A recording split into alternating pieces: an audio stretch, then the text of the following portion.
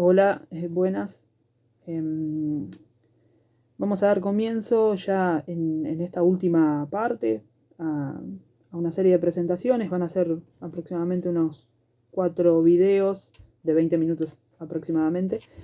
que estaré presentando en función de mi intervención, acompañando como escrito en este trayecto fabuloso que se ha armado del seminario de investigación en educación autobiográfica y performatividad. Eh, Quiero agradecer mucho, por supuesto, a todo el equipo de docentes con el que venimos trabajando, a Luis, a Fran, a Susana, a Ornella y, y a Mae, y darles las gracias de antemano porque me parece que hemos conformado un equipo muy interesante, y los procesos con los cuales se ha establecido estos 3 movimientos de investigación vinculado a lo postcualitativo,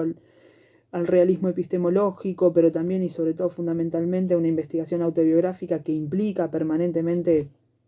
una acción o una intervención o una instauración, como le suele decir David Lapouille, que es un filósofo francés que yo leo bastante. Bueno, los tengo por ahí. Quizás en el trayecto de estos videos irán apareciendo algunos libros mostrándolos y demás. Pero lo que más me interesa es proponerles entonces dentro de estos 4 videos, este primero que es de presentación y algunos comentarios, notas muy breves sobre el carácter de todo lo que va a venir y por supuesto del atravesamiento y las lecturas que fui haciendo a la par, escuchándoles, leyéndoles, viendo las intervenciones también que han realizado en los parciales, en el parcial en realidad y el segundo parcial o trabajo final.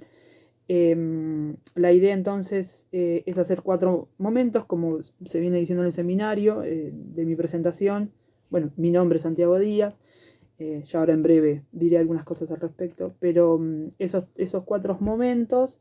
son en primera instancia esta presentación, después vendrá un video eh, de otros 20 minutos donde trataré de atravesar, de pensar o de comentarles algunas de las búsquedas que he tenido en relación a la idea que terminé titulando biopolítica estética. Verán que después eso resuena con un montón de categorías propias de esta época y que estamos pensando más o menos similar. Algunas intervenciones de lo biopolítico, vamos a decir, de la política de las sensibilidades, y que voy a tratar de vincular la idea del cuerpo con O, que llamaré en su momento, y cuerpo con X, o cuerpes. Y después un tercer movimiento donde aparecerá la idea de performance. Verán que una de las líneas de investigación que yo vengo teniendo hace unos años son las prácticas performáticas, así que hablaré y les comentaré algunas formas, algunas líneas de las miles que hay para poder pensar la práctica performática.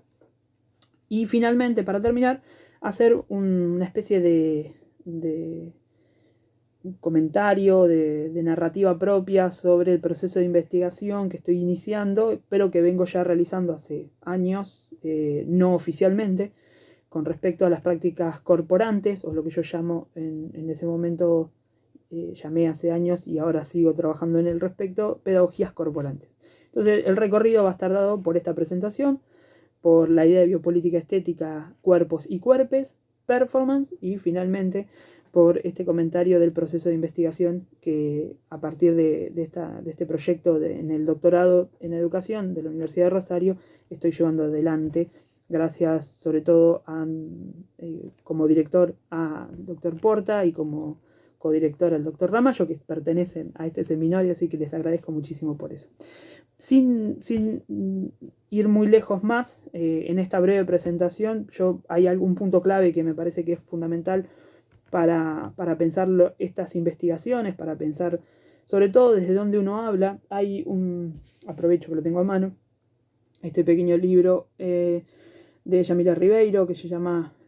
Lugar de Enunciación. Es una colección de escritos, sobre todo políticos, fundamentalmente políticos. Ahí ella plantea que nosotros, en los espacios en los que habitamos, desde, como diría Leila González, nuestro Améfrica Ladina, o como me gusta decirlo a mí, Latidoamérica, por pensar esto del corazonar que traen los mexicanos, las antiguas tradiciones mexicanas, que en fin, quizás en algún momento charlaremos sobre eso. Pensar en estas posiciones implica un locus de enunciación que yo no quiero dejar pasar y que en mi caso particularmente tendrá que ver con cómo generar un proceso permanente de autoindagación o autoetnográfico de una investigación de vida que me implica como docente, pero como un docente vital y no como un docente como trabajo en el sentido habitual que esa palabra conlleva, como si existiera el trabajo y existiera esto, y sin caer además en esa posición en una idea como la que ha traído sobre todo el capitalismo neoliberal de que el trabajo es vida en el sentido en que uno tiene que desvivirse para trabajar, ¿no? Sino que en el mejor sentido antiguo de la labor, de la tarea de vida, lo que uno hace es lo que uno le da vida. Entonces, en ese aspecto, el locus de enunciación está situado en un proceso permanente de descolonización con mi propia práctica que hace que yo me sitúe ética, política y estéticamente en estos procesos, sobre todo, como me gustaría llamarlos, antipatriarcales, anticoloniales y sobre todo anticapitalistas, porque hace unos meses atrás, conversando con una amiga que es militante, activista de las comunidades negras, me decía que no alcanza con no ser racista, decía, es necesario practicar el antirracismo, y en ese sentido coincido con estas tres categorías de lo anticolonial, antipatriarcal y anticapitalista, agregando por supuesto lo antirracista.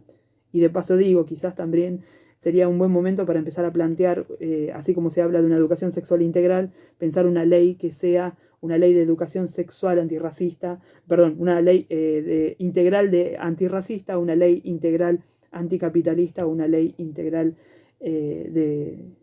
anticolonial, o sea, pensar leyes que regulen esos lineamientos dentro de la educación pública me parecería que estaría muy bien. En fin, insisto, 20 minutos cada video, comentar algunas cosas que sobre todo marcó Luis en sus primeros videos, me parecieron de una precisión y la verdad que una proliferación permanente de conceptos que hay mucho recorrido, mucha riqueza en su exposición, por supuesto. Bueno, Fran lo mismo, Orne también, todos quienes plantearon acá. Mae en su presencia corporal ha hecho proliferar sensibilidades. Yo lo que quería rescatar de eso es la idea del umbral de los pasajes. Hice un pequeño apunte, pequeños apuntes también. Estos son todos los apuntes que yo tomé, un montón, así, todas estas, que son varias páginas, hasta, digamos que por acá, ¿no? Estas páginas, que fueron un montón, de todas las notas de las otras presentaciones que yo fui tomando algunas líneas y que quizás vaya tocando dentro de la misma exposición como para compartirles. En lo puntual, lo que a mí me interesó es pensar que cada encuentro, yo no le digo clase, eso es otro de los puntos que también es importante, por una cuestión de que la clase a mí me remite habitualmente a una clasificación y a una estandarización. Si hablo de encuentros, esto lo aprendí de Gilles Deleuze, un filósofo que va a estar presente bastante. Y así como Luis marcó una posición y me pareció interesante, tomo ese ejemplo que Luis dijo al respecto de los giros, ¿no? El giro poscualitativo, el giro lingüístico, el giro emotivo, el giro afectivo, bueno, los giros, ¿no? Y siempre yo pensé lo mismo, en eso coincido con él, con la idea de que hablar de giros pareciera ser que uno está todo el tiempo girando sobre sí mismo. A mí me da la idea de que es una gran calecita, siempre lo pensé de esa manera y dije que quizás sí, por ahí la idea de umbral, como la pensó Walter Benjamin, ¿no? Y los pasajes son dos conceptos muy benjaminianos en ese punto, y que en algún sentido Franco Bifo retoma esto tiene su claridad en la exposición, y creo que Luis lo expresó así. Me parece que traen una idea clave para poder dar cuenta de que ya ha cambiado la ontología, y esto me parece que es lo que quiero presentar de manera, ¿no? Lo fundamental es poder dar cuenta que pensar en investigaciones postcualitativas implican una transformación, un cambio, una mutación, vamos a decirlo así, creo que la palabra mutación iría muy bien, una mutación en lo epistemológico, pero fundamentalmente en lo ontológico. Entonces, hay una colonialidad ontológica que hemos heredado de las tradiciones epistemológicas europeas, y en ese sentido nosotros seguimos pensando como ciudadanos urbanizados y colonizados dentro de temporalidades y percepciones que traman una cierta ontología de las identidades, de las cosificaciones, y que en ese sentido me parece que es súper importante dar cuenta de que entramos dentro de lo postcualitativo en una serie ontológica fluctuante, pluriversal, podríamos decir, pero que ya es imposible, y acá va el punto clave que tanto Luis como Fran y como Orne marcaron muy bien, Susana también, estamos en una lógica no interpretativa, ¿no? Esto me parece súper importante, sí le cabe muy bien a lo cualitativo la interpretación, y está perfecto, o sea, quienes quieran ir por ahí, como dice Gilles Deleuze y en una entrevista con Guattari, con Belleur, dicen, pueden ir tranquilamente por ahí, ellos dicen vayan, vayan pequeños becerros, pueden ir tranquilamente, pero hay un montón de gente que quizás a eso no le alcance, y ahí es donde entramos nosotros con este tipo de ontología, podemos decir epistemologías ontológicas o ontoepistemologías políticas, ¿no?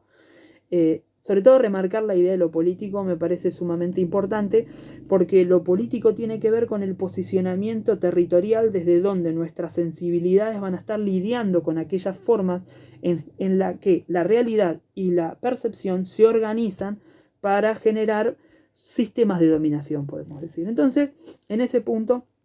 me parece que no hay que dejarlo pasar, y sobre todo poner hincapié en que estamos sí generando procesos de contrainterpretación, como decía, se venía diciendo en el seminario, y que yo en algún punto me sitúo en lo que es la experiencia, no en el sentido de la experiencia llana, de la experiencia, vamos a decir, abstracta, o la experiencia, como decirlo, no personal, sino el sentido de experiencia como experienciación, que es un término que utiliza Foucault, pero que también utiliza Deleuze.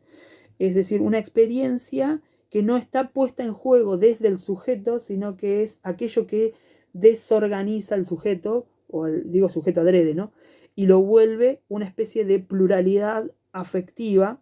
con la cual tiene que lidiar para poder darse a sí mismo una ética, un cuerpo, una posición.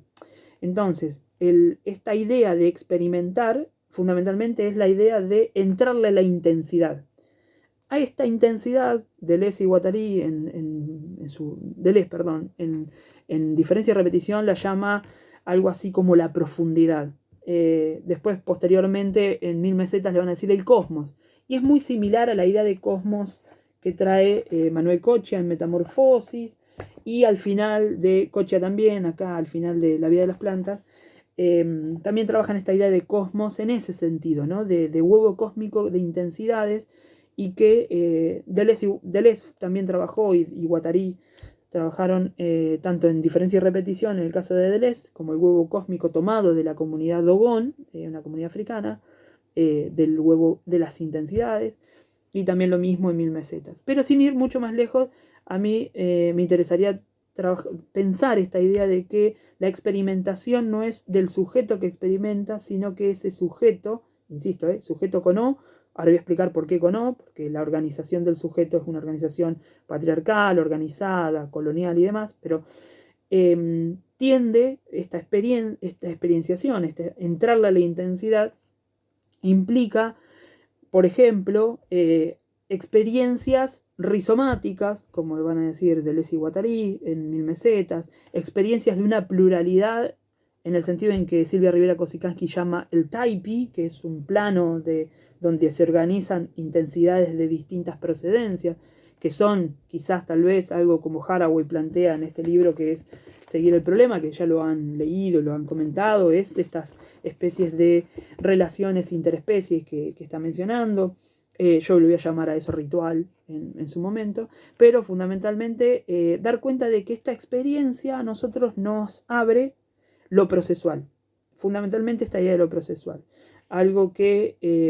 tanto muchas tradiciones, sobre todo el postestructuralismo, lo vienen trabajando con respecto a la idea de cómo se constituyen las subjetividades, y esto me parece que es fundamental porque estas formas de la experimentación, que van a estar ligadas no tanto a lo que se podría hacer constelaciones,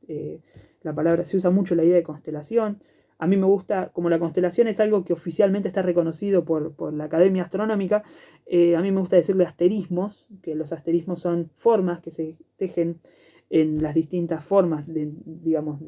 las estrellas, en las luces, en las intensidades del cielo, pero que son singulares porque las enlaza la persona quien percibe, ¿no? Entonces es otro de los conceptos que a mí me interesa mucho. Pensar en esta experienciación es entrarle a una especie de intensidad permanente de descentramiento de nuestras posiciones de poder, de posiciones de reconocimiento. Es mirar algo que Ornella trabajó mucho en su perspectiva de la visualidad. Es mirar, yo voy a decir mirar tocando, es una mirada áptica, es una mirada que también a su vez escucha, es una inmanencia que se da también con respecto a lo que Silvia Rivera Kusikanski llama ese andar permanente, y que yo aprendí también de algunas lecturas y escuchas, sobre todo de la comunidad Tojolabal, allá en el sur de México,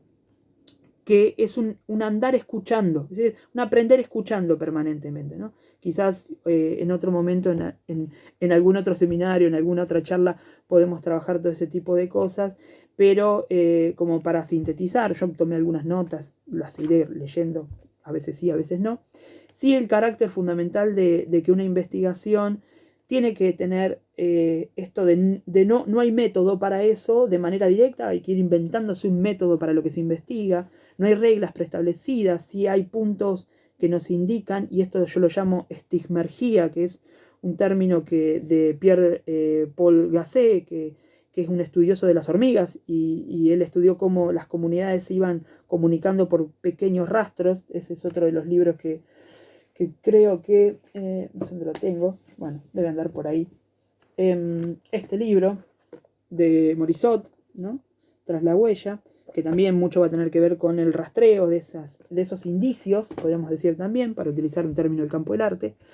Y que esta estismergeia, que es cómo las comunidades de hormigas se organizan para seguir sus rastros y comunicarse sobre todo a partir de esos rastros, me parece que también da cuenta un poco del proceso de investigación, ¿no?